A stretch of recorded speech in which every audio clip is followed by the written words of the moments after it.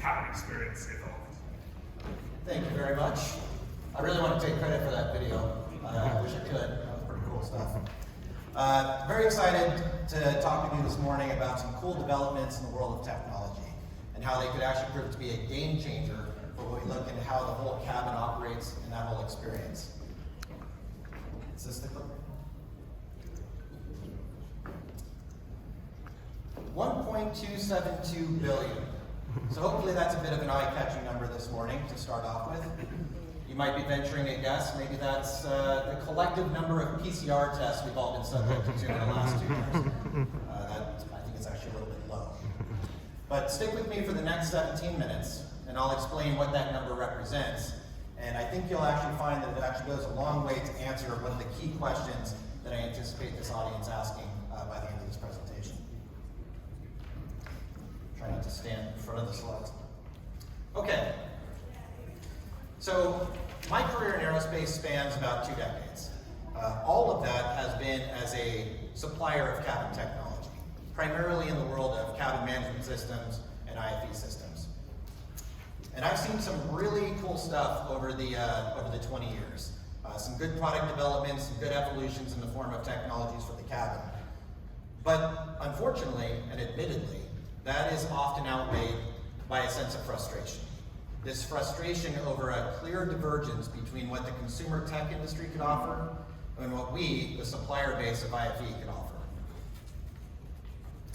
And I'm not just talking about from a feature and capability perspective as well.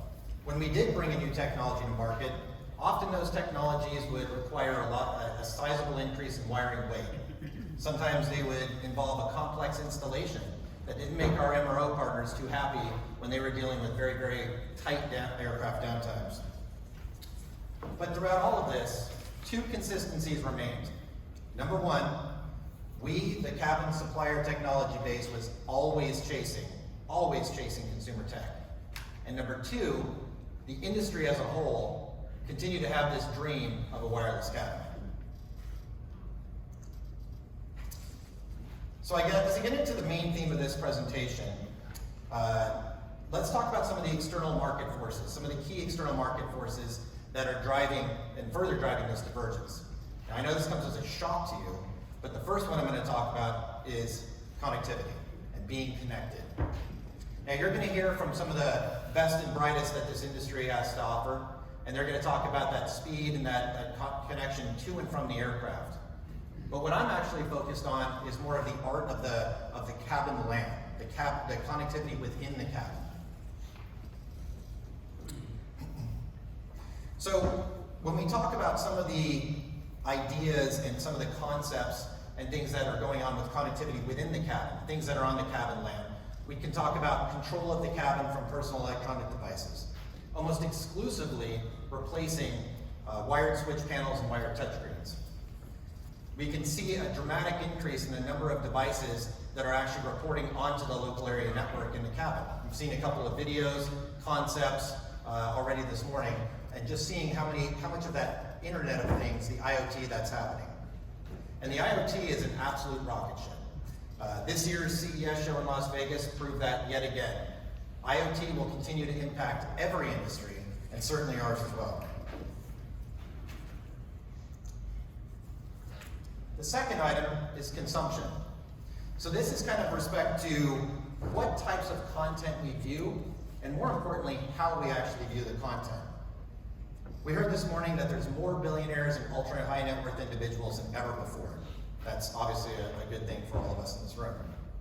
But let's take a look at the demographics behind that as well. I think we heard that the average age and the demographic of these users is getting lower and lower, younger and younger every single year.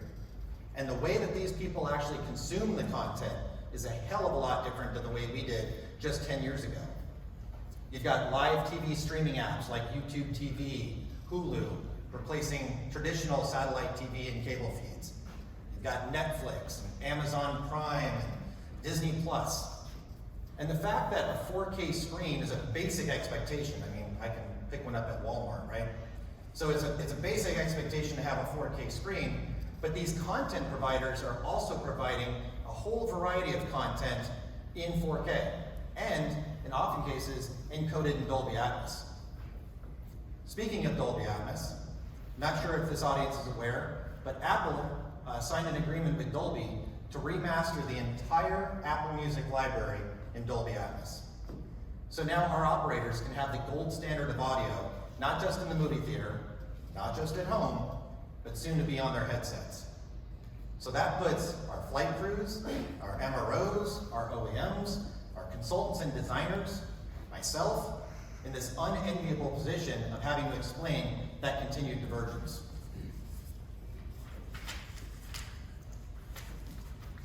And finally, we have sanctuary. So from a sanctuary, when you think sanctuary, you think home. You think safe, you think protected.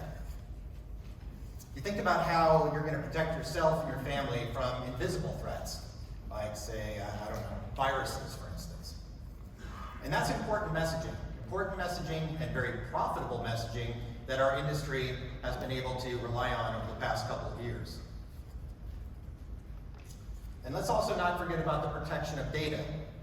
The assets that utilize private aviation are becoming more and more concerned, increasingly concerned, about cybercrime and hacking, more so than ever before. And to be honest, the stakes are higher than ever before. So before I get into kind of this, what's changed in the technology sector and what's going to truly provide that gateway for a truly wireless cabin, let me just reiterate a couple of the basic fundamental technology elements that any new technology has to be considerate of. First and foremost, downtime. Cabin technology is a discretionary play. It has to have a return on investment. And to be honest, if the cabin technology that's being considered is going to even extend the downtime of that aircraft by 24 hours, the ROI and the opportunity starts to fall apart. Installable. Maybe it's a word, maybe not, but that's okay. Today it is. So installable. This is for our MRO partners, and it kind of goes hand in hand with downtime. We can't be coming up with a bunch of complex solutions and expect those to be installed in a timely manner. These wires can't be handled with kid gloves. The solution has to be repeatable and quickly become familiar for it to be widely accepted. Security and safety. Michael Malfitano at CJI Miami last November talked about the operator's hierarchy of needs and how that was evolving. And if I recall right, at the base of that pyramid was safety and security. So this has got to be a strong consideration anytime we're talking about cabin technology. And finally, sustainability. Now I'm not going to have, or my technology is not going to have as big of an impact as some of the other things that we're talking about today, but the technology should be able to offer some type of power consumption consideration, or if we can reduce the wiring weight or weight in the cabin as it relates to emissions, then that's all a good thing too. So ladies and gentlemen, what it's time for is it's time to harness the power of light. The power of light is going to be the fundamental technology that can address these market forces as well as provide us the gateway for that truly wireless cabin. When I talk about the power of light, the true step change in technology that we're referring to is something called Li-Fi. Li-Fi stands for light fidelity. And essentially what that is the transmitting and receiving of data over light waves. And I'm not just talking about visible light either. I mean, we're also talking about ultraviolet light and infrared light as well. So for those of you that aren't familiar with the Li-Fi term or how it works, it might seem a little far-fetched or alien to be transmitting data over light. Well, let's consider a fiber optic cable. That's a wire that transmits data over light. Li-Fi just does it wirelessly by modulating that light, pulsing it millions and millions of times per second, imperceivable to the human eye, to transmit that data. Li-Fi has actually been around for a number of years now. It really started to get notoriety in the 2013-2014 timeframe, when technology suppliers started to already look for alternatives to Wi-Fi to support their wireless device needs, looking for increased speed and increased bandwidth. And that's an important thing to note. that back in 2014, the tech companies already started to see that Wi-Fi was not going to be able to keep up with the needs of IoT. It was not going to be able to keep up. The RF spectrum was not going to be able to keep up with all of the wireless devices that were going to be put on the network. In fact, just a couple of years ago, the FCC issued what's called a spectrum crunch. And a spectrum crunch essentially says that the RF spectrum is in danger and is operating extremely close to critical capacity. Well, this is only going to get worse, or better, depending on how you look at it, but it's only going to get worse that by 2025, it's estimated that 30 billion devices worldwide will be reporting up to networks. So, that sounds interesting, but you say, okay, well, what are the advantages for private aviation? Well, it's just on a different scale, but a lot of those issues are still the same. When you think about in private aviation, I'm sure we all have examples of seeing a spectrum crunch on the aircraft. When a number of users are, let's say, pulling down 4K content, they're trying to stream in the cabin, and all of a sudden the principal or some other passenger can't make that video conference call. It's called a spectrum crunch. When the latency starts to kick in, everything starts buffering. So we do see that. We see that in private aviation consistently. Well, Wi-Fi, from a speed advantage, can actually support up to 100 times that of Wi-Fi when you talk about speed. And from a bandwidth perspective, the light spectrum is over 1,000 times that of the RF spectrum, the radio frequency spectrum where Wi-Fi resides. So you've got tons of bandwidth, you've got tons of speed in order to avoid that spectrum crunch and support these evolving needs. Another important factor is the reality that Wi-Fi operates on a lot of the same 802.11 protocols that Wi-Fi does. So from a use case and consumption perspective, this is a pretty easy transition to go from Wi-Fi to Li-Fi. And in fact, in the same aircraft, the two can coexist. Wi-Fi can actually take a lot of burden off the existing Wi-Fi that's installed in the aircraft. And finally, Wi-Fi has no RF signature whatsoever. Let me repeat that. Wi-Fi has no RF signature whatsoever. So what that means is, basically the best way to say it is, it's physically impossible to tap into that network unless you are physically in that room and connected to that line. So we're talking about ultra secure connectivity. So, does all of this sound a little bit too good to be true? Well, don't take my word for it. I'm honored today to have the inventor of Wi-Fi, Professor Harold Haas, in the audience with us today. Professor Haas, thanks so much for coming. Thank you. All technical questions should go that way. Please don't hit me for that. Okay, so let's see Wi-Fi in action. What are some real-world use cases for how Wi-Fi can make a big change in our life? Well, the evolution of Wi-Fi and some of the technologies now, we're getting to multiple gigabit per second data throughput, and that is per light, and it's additive. So let's take the example of, let's say, a G450. The G450 is going to typically have somewhere in the 18 to 20 can light in the aircraft, right? Well, if you add all of that up and set those lights up as a mesh network, that's 40 gigabits per second of wireless LAN optimization. That's incredible. That's nuts. That is far more bandwidth than you would need to support any LAN activities, any streaming activities. You're really taking out any hope for a spectrum crunch to happen. And this is not just for the passengers. There's a number of inherent sensor capabilities that can be mechanized within Wi-Fi. So from a crew optimization, kind of lightening the load on the crew, let's give a couple of examples. For instance, the sensor capabilities could really go a long way to support the smart cabins or smart zones. So when a principal walks into a given zone, all of the environment reacts to that principal. All of that can be made possible through Wi-Fi. Or a media server unit, those installed media storage units on board in most typical aircraft and traditional IFV systems. Ask any director of maintenance and they'll tell you what a miserable experience it is trying to upload multiple terabytes of data into that unit. It can often take 12 hours, 14 hours, in some cases over 24 hours. With the speed and bandwidth of Wi-Fi, by having a small receiver in that media server unit, we're going to take those couple of terabits of data and shrink that down to 30 to 45 minutes. So big benefits for the crew.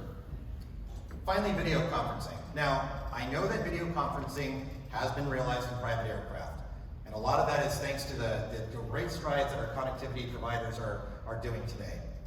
But again, if you have an aircraft full of people, and they're surfing various data things, and they're pulling down streams of content watching, if that LAN isn't optimized, video conferencing is typically something that struggles to become a reality. So with the advantages in the bandwidth and the speed that Li-Fi offers, we can really make video conferencing a reliable and consistent feature.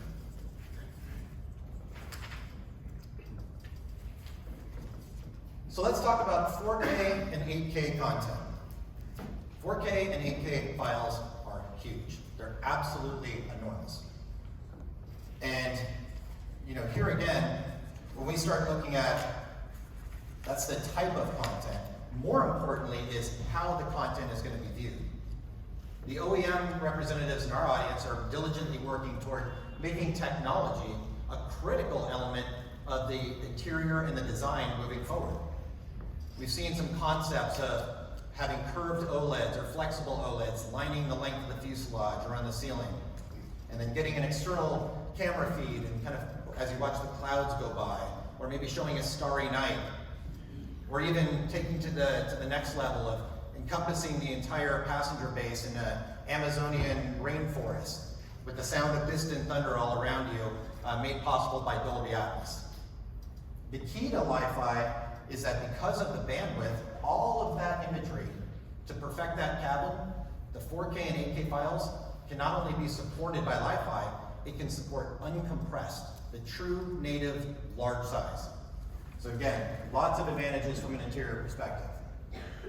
And finally, not just because of the weight savings that Li-Fi can offer as it relates to emissions, but the fact that you're actually using one power line to take care of your cabin connectivity and lighting also offers a bit of a sustainability play there as well. Okay, finally with Sanctuary. How can the power of light really make your aircraft a true sanctuary? Well, we've already talked about the completely secure signal, right? The fact that there's no RF signature. And in fact, if that pocket door was closed, you would be dividing that aircraft into multiple secure LANs for consumption or however you want to use it. We've talked about the need to support an interior design aesthetic and align with home. In fact, to the point where we're getting requests to remove all installed switch panels, as I mentioned in the beginning of this presentation. Well, in the past, I would have a major problem with that, and I would typically strongly advise against doing that in the fear that the Wi-Fi would go out and leave the entire passenger base without any opportunity to control the cabin. Well, let's get back to our G450 example. I've got 18 to 20 bi-directional access point in that aircraft. That's a hell of a lot of redundancy. So it makes it to where we can just use personal electronic devices to control the cabin. And the power of light actually does go beyond Li-Fi. There is a very new, very cool technology with regard to sanitization lighting called far UVC lighting. So UVC has long been considered the germicidal wavelength. It has been used in hospitals, it's been used in food processing plants, water treatment facilities, etc. But UVC is hazardous to human beings. It's really not good for your skin, and it's even worse for your eyes.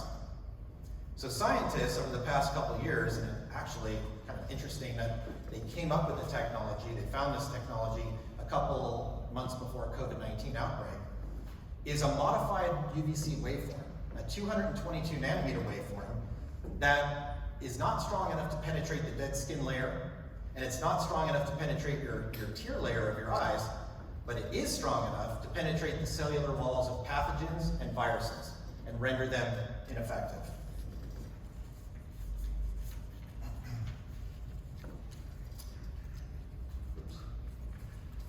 So when we talk about Li-Fi, you can actually see a lot of this coming to light in the market today.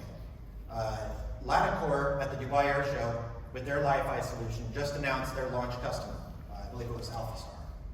And we at Spectrum Networks have signed a couple of different letters of intent to work with some of the leading IFE and CMS manufacturers in the world to start to evolve and bring about that next generation of technology.